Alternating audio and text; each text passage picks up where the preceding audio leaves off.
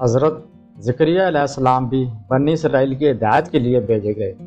آپ کے زمانے میں بنی اسرائیل کی حالت بہت خراب تھی، مگر پھر بھی ان میں نیک لوگ بھی تھے اور ایسی عورتیں بھی تھیں جو اولاد کو دین کے لیے وقف کر دیتی تھیں اور ان سے دنیا کا کام نہ لیا جاتا تھا۔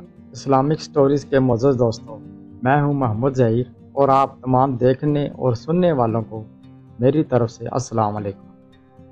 ویڈیو شروع کرنے سے پہلے نئے آنے والوں سے گزارش ہے کہ پہلے اس یوٹیوب کے منفرد اسلامک سٹوریز کو سبسکرائب کرتے ہوئے ساتھ بنے گھنٹی کے بٹن کو بھی دبا دیں تاکہ ہر نئی آنے والی ویڈیو کا نوٹیفیکیشن آپ کو بر وقت مل سکے اور آپ اس کو اسی وقت دیکھ سکیں۔ شکریہ۔ حضرت زکریا علیہ السلام نے اللہ تعالیٰ سے دعا کی اور کہا کہ اے اللہ، میری ہڈیاں کمزور ہو گئی ہیں، سر بڑھاپے سے سفید ہو گیا، میں تجھ سے دعا کر کے کبھی ناکام نہیں رہا، میری بیوی بھانج ہے اور بھائی بندوں سے ڈر ہے، بس تو مجھے نیک وارث عطا کر جو میرا اور یعقوب کی اولاد کا وارث ہو، اس کو ہر دل عزیز بنا اور مجھے اکیلا نہ چھوڑ۔ ایک روز حضرت زکریا نماز پڑھ رہے تھے تو ان فرشتوں نے انہیں آواز دی کہ اے اللہ، تمہیں یحییٰ کے پیدا ہونے کی خوشخبری دیتا ہے، یہ اللہ کے حکم کی تصدیق کرے گا۔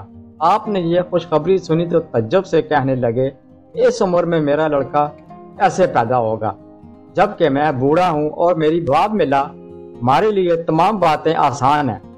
حضرت زکریا علیہ السلام نے عرض کیا کہ میرے اطمینان کے لیے کوئی نشانی مقرر کر دیجئے۔ حکم ہوا کہ تم لوگوں سے 3 دن تک اشارے کے سوا باتیں نہ کرو گے، اللہ کو خوب یاد کرو، اس کی بزرگی صبح و شام بیان کرو۔ آپ اپنے حجرے سے نکل کر لوگوں کے پاس آئے اور انہیں حکم دیا کہ صبح و شام اللہ کی پاکی بیان کرتے رہیں۔ اللہ میاں نے ان کی بیوی کو اچھا کر دیا اور یحییٰ علیہ السلام پیدا ہو گئے۔ حضرت یحییٰ علیہ السلام کو اللہ تعالیٰ کا حکم تھا کہ وہ تورات پر عمل کریں۔ ابھی حضرت یحییٰ علیہ السلام بچے ہی تھے کہ اللہ تعالیٰ نے ان کو دانائی بخشی، رحم دلی اور پاکیزگی عطا کی۔ وہ پرہیزگار تھے اور اپنے ماں باپ کے ساتھ بھلائی کرتے تھے، وہ سرکش اور نافرمان نہ تھے۔